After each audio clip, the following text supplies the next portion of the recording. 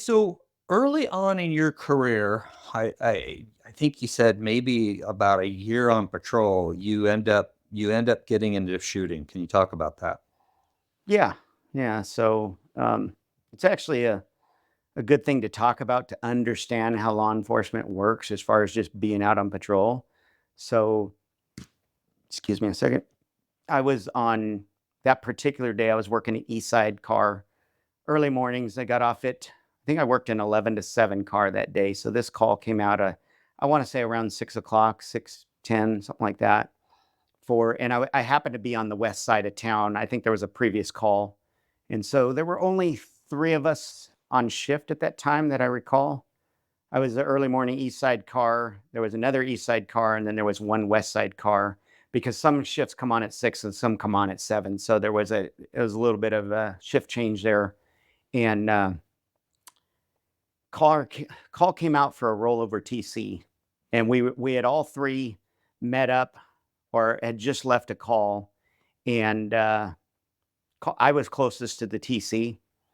And after we had left, we had just started splitting up. I was driving back to the east side. So I actually, this is all probably irrelevant, but I put out on my radio that my portable that I was responding. And my sister car, who was actually a traffic car for the west side, he grabbed his car radio, which overpowers the portables usually. So he had to happen to grab it at the same time. So unbeknownst to me, they didn't hear my traffic. And I was already en route to another call on the east side. So they think I'm going east. He's going to the call. We end up over there together, and there's nobody at the car, and it's upside down. And then we start getting these little updates. The driver is seen running through a neighborhood, hopping walls. So we get on to LTAC, which is a separate channel. It's more of a car to car. They don't hear it downtown so much. And I tell my partners, hey, I'm rolling down this street. And they actually were much, much newer than I was, not familiar with the area. So they drove the wrong direction. And I went down and I ended up finding the driver. And he's running. And this call comes out over the main radio that he is trying to pound his way onto a school bus. And when I get there, the school bus is driving away and he's running again. And so now we're thinking, was this a stolen car? Why is he running? He's trying to get onto the school bus. What is going on here? What crimes do we have? Turns out the school bus had pulled over for the ambulance and fire trucks roll into the accident. And that's when he tried to get onto the school bus. And Mm. there were kids on the bus. Right. This is school starting. So he's running, and I pull up kind of behind him, and I get on the loudspeaker. I tell him to stop, and he does. And I get out of my car, and with his behavior, the first thing I did was grabbed our taser, and it was the old M26s, which they were the newer version of the taser at the time, a handheld that shoots out darts, but they were not super effective. And I learned later that mine was actually malfunctioning. It was only giving about 50% power. But I grabbed that and just put it in my back pocket just to have all my less lethal options available, because his behavior just, yeah, it told me something wasn't right here.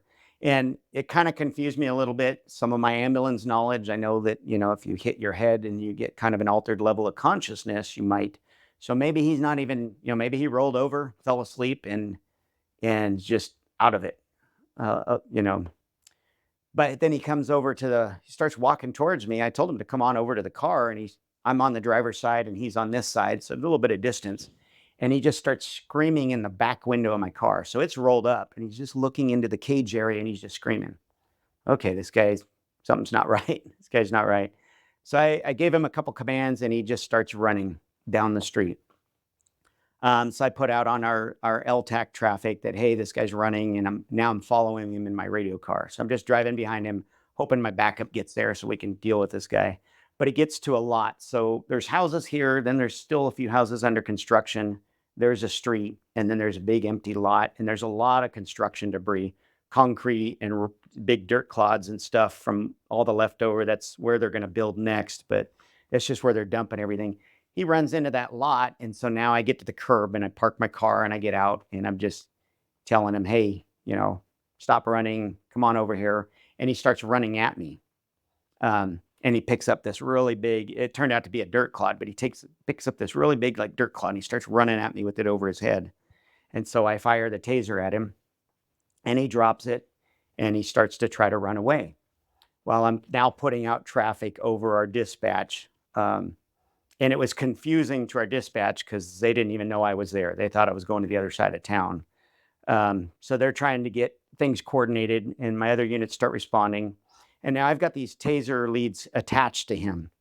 So rather than let him break away and keep running, I'm just kind of jogging with him, and I keep reactivating the taser, trying to buy time because it wasn't obviously effective enough to drop him. And at some point, he turns around and he just starts rolling up the cords and rips them out of the gun, and breaks through the copper wires, and then he just comes at me. And so now I pull out my baton and we're fighting. And I think he was 5'7" or 5'8", 170, 180 pounds, and I'm 5'3", 140. And he's clearly on some type of drugs or something, so he's not feeling any pain. I mean, I'm hitting him with the baton, he's punching me, and we're just fighting. And I'm trying to keep distance using the baton. I'm trying to keep distance, but he just felt no pain, totally aggressive. And we're in the desert, and eventually he punched me in the chest, and there was this big bush that I was backing up. It was kind of timing. He punched me at the same time. I end up on my back over the bush, and now he's down on top of me, just punching and punching. And I'm doing my best to block him. Most of them are hitting my vest. He's not really punching at my face, which was interesting. And I'm doing most of them, trying to block them and deflect them. And I kept telling him to stop. And finally I told him, like, stop or I'm going to shoot. And I drew my weapon and fired one round, and it hit him in the chest, and he jumped up. That stopped the threat. I was able to get back away from him, and then my responding units got there and were able to, he still tried to fight. We're able to take him into custody, and unfortunately he passed away from that. And the doctors said that it was not a lethal round. It was more that he had a lot of methamphetamine and alcohol in his system, and he kept trying to fight, that he basically pumped himself out of blood.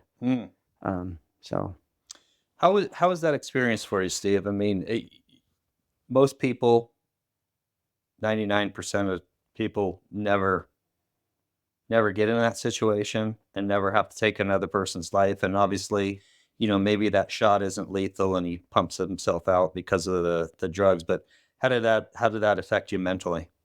that was hard. That Yeah. was hard. You think, and even myself, having the stories from my dad, you think that you're immune to all that, that, like, you're trained and you're immune to all that. You have the legal authority to defend your life and the lives of others. And in a situation like that where it's him against me, they did all kinds of psychological evaluations on it and everything. And they said he was so high on drugs, he didn't see me. He saw the uniform and the loss of his freedom. And he was just, it's probably why he didn't punch me in the face. He was just fighting the uniform, and there was no stopping him in that drug psychosis he was in. But even given all that and being totally justified, it's still horrible. It doesn't feel good taking someone's life, and it doesn't feel good for a long time after that. It still gives me chills just to think that, that's so unnecessary. What kind of services does LA sheriffs did they give you? Did you get to go to a counselor? How did that work? Yeah, so it used to be mandatory time off, then it became voluntary. So I did take a couple of days off, and they have psychologists that you speak with. Um, and so, yeah, I talked with him, and, everything from the very beginning: Department of Justice, ICIB, which is Internal Criminal Bureau, Internal Affairs Bureau, everybody cleared it. I mean, it was a very clean and justified shooting. Um, there was no big lawsuits behind it. Like, they threatened a small lawsuit, and the county said, okay, we'll go to court on it. And then the other side's attorney said, like, we have nothing, like, just, it's over, so there was nothing behind it. It was very clean, and but it's still just like, it weighs heavy on you. It really does. I didn't sleep for a long time after that. I have some injuries out of that. I think falling backwards and hitting my head and neck really hard just in the desert and being in that fight. Everything's tensed up, nothing's loose. So I have long-term injuries from it as well. But But I'm curious because I know how most law enforcement guys are, right? You get your time off, go talk to the counselor, and people go, "Yeah, I'm good," Mhm. right? Did they make you two questions? Did they make you go? It was mandatory for you to go see a counselor. Did they make you go once, or did they say, "Hey, we want you to see a counselor for, a series"?